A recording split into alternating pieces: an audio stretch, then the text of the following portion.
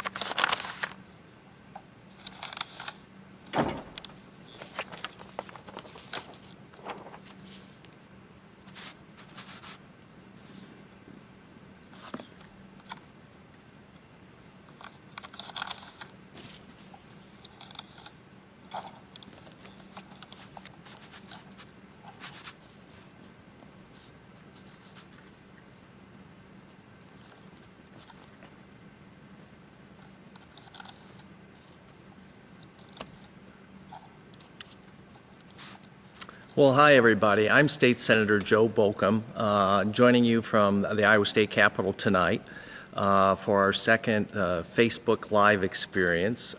Thank you for joining us. We're going to do an update tonight on what's going on with the medical cannabis override.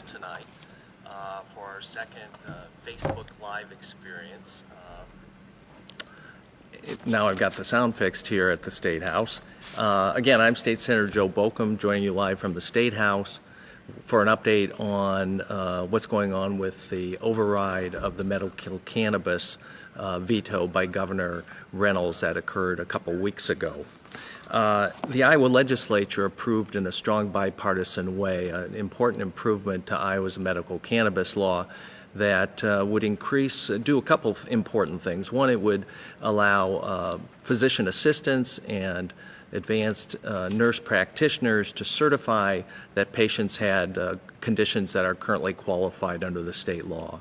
In addition, it would make a modest improvement to increasing the THC levels that would be available to Iowa patients, something that's needed by many, many patients in the program to get the therapeutic benefits they need.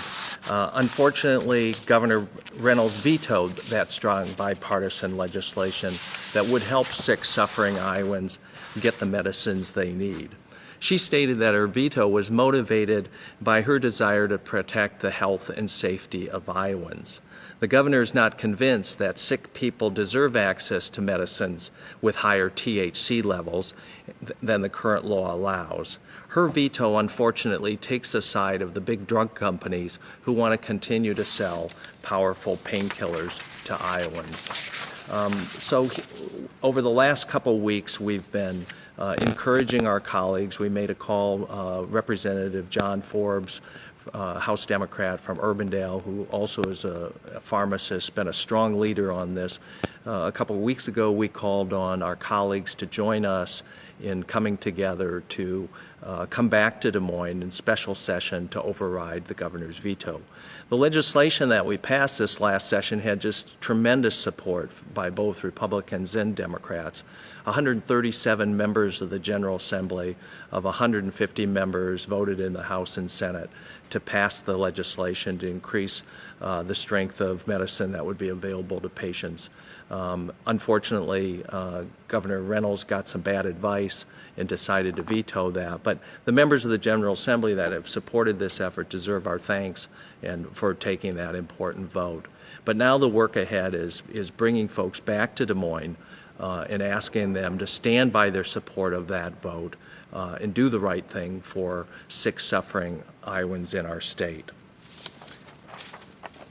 I'd like to share a story from a constituent that actually posted this on their Facebook page. It's a story about the challenges that this young person has who has epilepsy. His name's Colt. In a post that his father made describing his concern about the veto.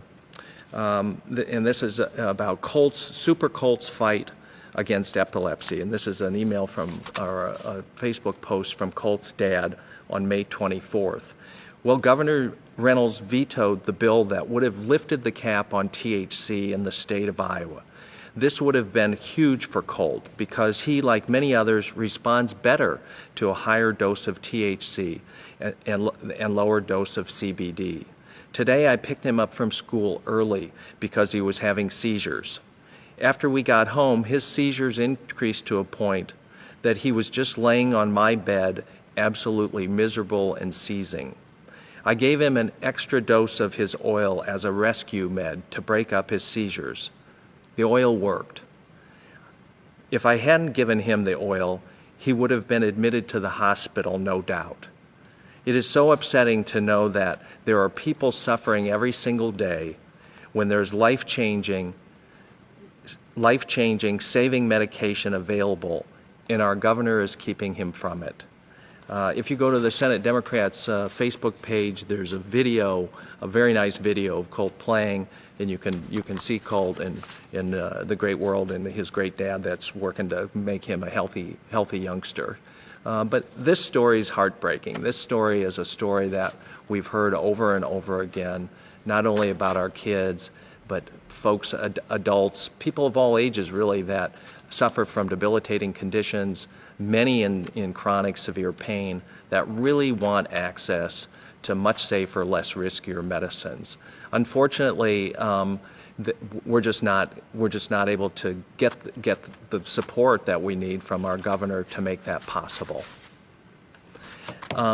So I'm interested in your questions tonight, if you have some.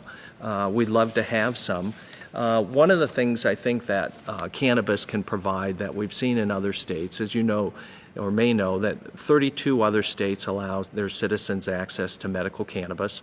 None of those states have a cap on what's available to patients, and we want to become one of those states where millions and millions of Americans have access to medicine that actually works. And why that's important is because in the first 5 months of this year, Iowans have consumed an enormous number of painful or powerful medications. In fact, 835,000 prescriptions have been written by Iowa doctors for essentially narcotic medications, things like fentanyl, OxyContin, and other highly addictive opioids. And Iowans need protection from these drugs. They need protections from these drug companies and their deadly opioids, not from these far safer medicines made from cannabis. In fact, in states that allow medical cannabis, we've seen in a couple different studies a 25% reduction in opioid overdoses because patients, when given the choice between having access to safer, less addictive, less dangerous cannabis medicines, want those medicines, and they migrate to those medicines and use those medicines, and it provides a terrific opportunity for them to get off these deadly medicines that the drug companies are more than happy to sell, and apparently Governor Reynolds is more than happy to protect their ability to do that. So thanks for tuning in. I'm Joe Bolkcom, member of the Iowa Senate. I'm here at the State House tonight hosting this discussion about the need to override this veto. I know people are wondering, how is it going? Are people sending in their forms and asking to have a special session go forward? And the answer to that is yes. We've received many forms back from Democratic House members and Democratic senators. I want to thank the members that have sent those in. We're getting more every day. We still are waiting for our first Republican to join us in this effort, and I know people support this. Members, I know our Republican colleagues, our friends who voted in favor of this bipartisan bill this year, that they believe in what they did. They believed in that vote, and now we need them to stand by their vote and return their forms, and so we can get enough House members and enough senators to agree to come back here sometime next month. It'll only take a couple hours. We know what we voted on. We know what the bill does. We can fix this and not delay this for another year, because it's going to take another year to make this move forward without this veto override session. So let me look at a few of the questions that are coming in here and see if I can give some responses.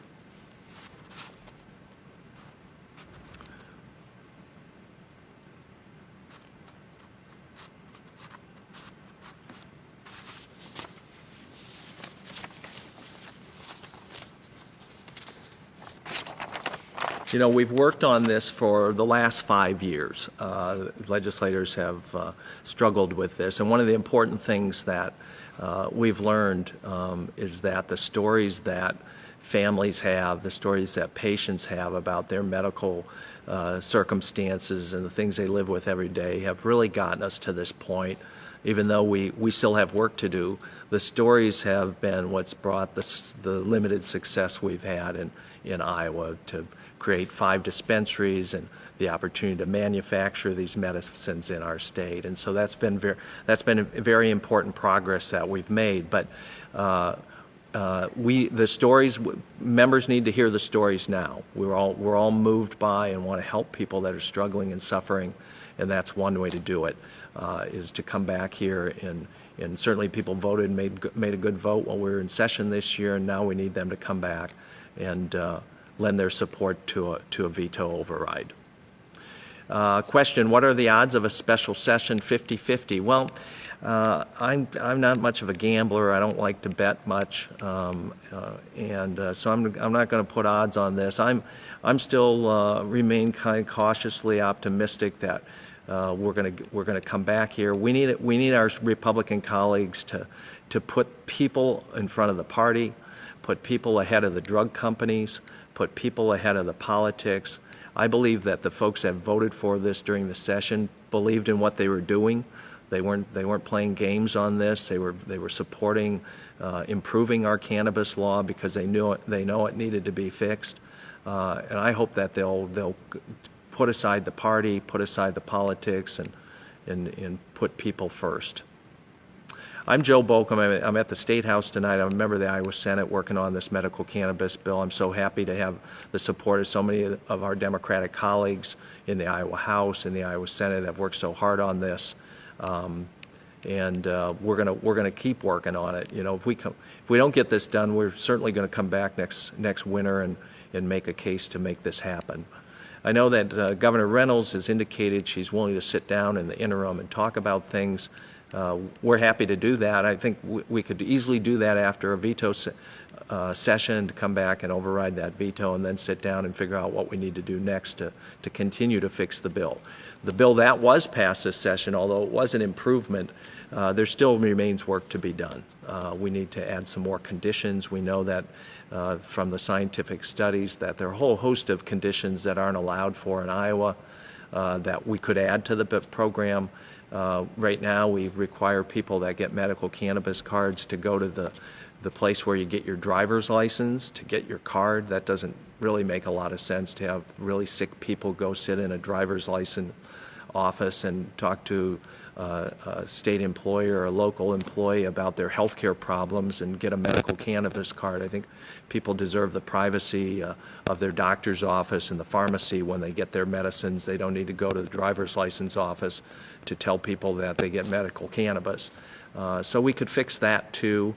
And there's only 5 locations currently in Iowa where people can get medicine. And if you look at the map of the state, you see really large parts of rural Iowa where we know there are sick people that have conditions that could benefit from cannabis that simply don't have access, available access, short of driving hours and hours to get their medicine. So there are more improvements to this program that we can do next year, and I look forward to working with colleagues to do that. I know members, we tried to move some more of that this year, but just simply weren't able to get that accomplished.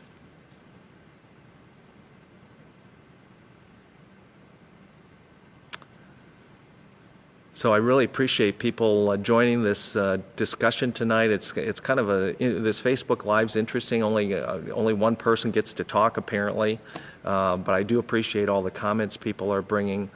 Here's a question: do we have a single Republican, or is everybody using people? We're still waiting for one of our Republican colleagues to kind of cross the line in the sand and have some courage to step forward. And I think if we get one, we'll get two, and we'll get more.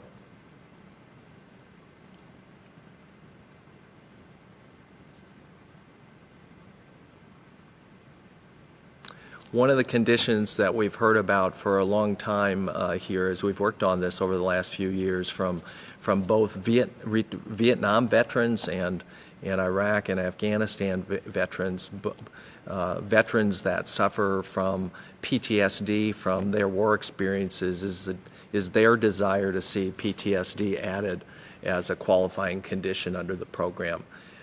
Probably 2/3 of the states in the country have that as a condition, that it's allowed. And I know that we've been lobbied by veterans that have come to the State House to share their stories and their desire to see that added. And I hope that we can get that condition added to the program as well, to provide support to our veterans. PTSD is one of these things that we don't really know, especially what all the best treatments are for it. But we do know that people have gotten benefits from having access to medical cannabis for that condition.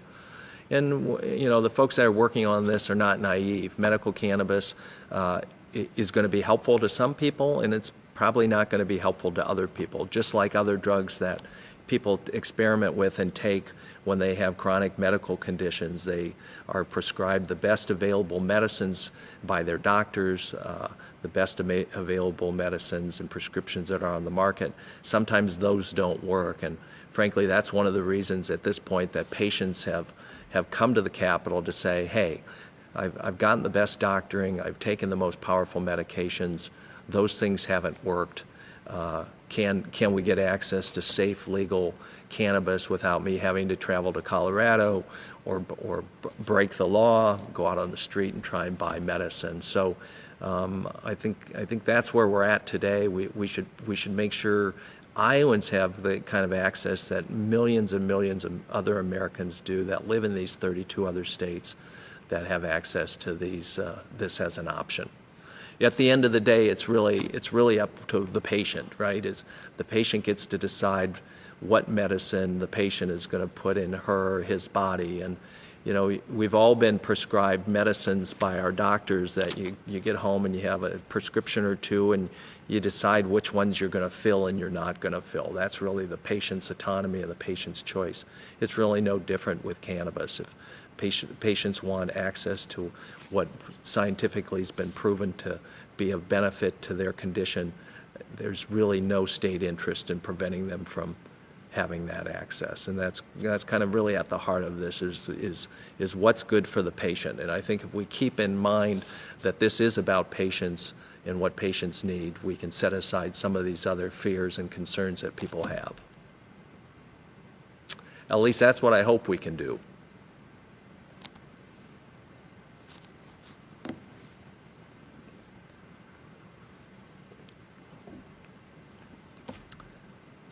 We've been joined by Representative Wes Breckenridge here at the State House. I wonder if he would like to come over and say a few words to join us in our conversation right now. Thank you, Senator. Welcome. Good to see you, Wes. Thank you for putting this update Yeah, on. no Much problem. appreciated, very much so. Again, it's outstanding to see people reach out and ask those questions. It's nice to be able to give them that update. A couple of things in the conversation you talked about that was in this bill. Physicians, assistants, nurse practitioners could issue the cards that would expand those that may be able to reach out, especially in the rural areas. And so there's many things within this bill that was going to help many suffering Iowans, and it would have been good to see this go through. I think we have an opportunity here to get this get the override done, and so we'll just hope that we can get those in. So. Well, you did a terrific work in the House this session with those improvements. Rural access is really a pretty substantial issue. I think last time I checked last week, there were 22 counties in Iowa that had either no patients or up to 5 patients. And if you looked at the map, which is on the Iowa Department of Public Health's website, you can look at it. It's mostly in rural parts of the state where it's just hard to get a doctor to certify your condition, but if you get certified, the access to it. Yeah. No, exactly. And I think that's something that when you look at the state of Iowa and how rural it is, how important that is. And by getting the nurse practitioners and physicians assistants the ability to issue that card would be awesome. And then we can continue to work on how do we make it accessible and easier for them to get instead of traveling so far. And so, again, I hope we can get this accomplished and get some of our colleagues across the aisle to come forward and say, hey, this is worth coming back to a special session for to get this taken care of. Probably wouldn't take more than a half a day to do it, and we could get it done. So I hope we can get her done. I appreciate you giving this update and doing this. I want to come up and support you, and I appreciate your efforts in this. And I think put a shout out to many others that put forth that effort too. On both the Senate and the House chambers that really worked hard on this bill to get this forward. And again, it's safe, effective is what we're looking for to help those suffering. And I think we have to remember too, we're talking about individuals with debilitating diseases. So we're not talking the average everyday illness. We're talking people that have tried everything else, and this is kind of their last resort. And when you think of those debilitating diseases, we want to give them an option to have some help with those issues, and I think this is an opportunity. And again, if we could get the federal government to reclassify it, that would be a great start. We could use some federal help. Yes, we could. Yes, we could. But no, thank you for putting on this update and No everything problem. that you've done over here on the Senate side, and we'll keep fighting. Yeah, well, we made progress this year. We're both pretty disappointed, as many people are, that we had this veto. One of the issues that was worked on by Representative Breckenridge was this issue about increasing the strength of the medicine. And because we have so many people on this program that suffer from chronic and severe pain, we know that they do need a little higher level of the THC, which is really the medicine they need. And the average age of folks in the program is 57. About 53% are women. So vision of 57-year-old woman who has a chronic pain condition, that's who we're trying to help. Exactly, and I think, when you look at some of the other harder narcotics out there, the opioids and things like that, it really places them in a tough situation because, we don't want to see them get addicted to the opioids and the narcotics, and this is another option if they've tried everything else. Here's a good opportunity for them to at least try this. And again, with the other states, and what you say, 32 or 33 32 other states. 32 other states have implemented this, with probably more than 2/3 of them have a higher dosage amount than what we have here.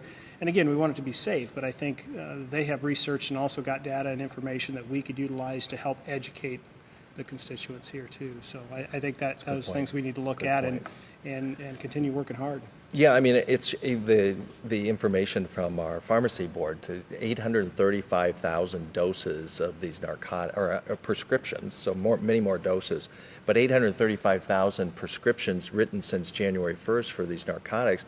There's an enormous number of OxyContin and fentanyl and these things that are really deadly. Yes. And when you compare that to the risk and the addictive quality and the toxicity of cannabis, it's night and day difference. Exactly. And I think one of the things too is not only do we see the adults, and I see where the percentage is high, but there's also those cases of the young children that are having seizures, and what we have seen anecdotally through some of those things, the trials and so forth, really show how it helps, taking somebody who's having multiple seizures in a day down to one a month type of thing. And it's just, again, we're not talking about every illness. We're talking about some serious debilitating illnesses that we need to get some help for those that are suffering and want to get them that help.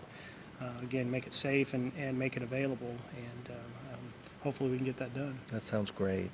I shared Cole, thanks for letting us share your story, a youngster with epilepsy. I shared an email from his dad about that very thing, about needing a higher dose of THC to get a therapeutic reduction in seizures. Is a big deal for your dad, and it's just heartbreaking stuff. I'm Joe Bolkcom, member of the State Senate. I'm here with Wes Breckenridge, a member of the Iowa House of Representatives. We're talking about the need to encourage our Republican colleagues to join us back here for a special session sometime in the next few weeks. Thank you for tuning in. We're joining us in this discussion. You can stay on the Senate Democrats homepage if you need to figure out how to find your legislator. I want to thank people that have reached out to their legislators Thank you. and contacted people. Yes. Keep it up. It's all about telling stories and convincing our colleagues to come back and do the right thing, stand with patients, not with the drug companies, not with the party. Let's set the politics aside. We can do that. Everybody, I think people believed in what they voted for. Yes, and I think they heard the voices of Iowans and other people in other states that have seen what this has done, and I think we need to get this done. I have some friends that are battling terminal illness that we make it too difficult for them to have access and to get that, so they're not suffering so much with that terminal illness. And this was going to be a step in the right direction. Unfortunately, it's been sidetracked temporarily, and hopefully we can get back on track. Well, with that, thanks for checking this out. We'll do another update here. We are going to go till the deadline. I think we've put is June 28th to get people to send their forms back to the Capitol, telling us whether they're going to support an override session.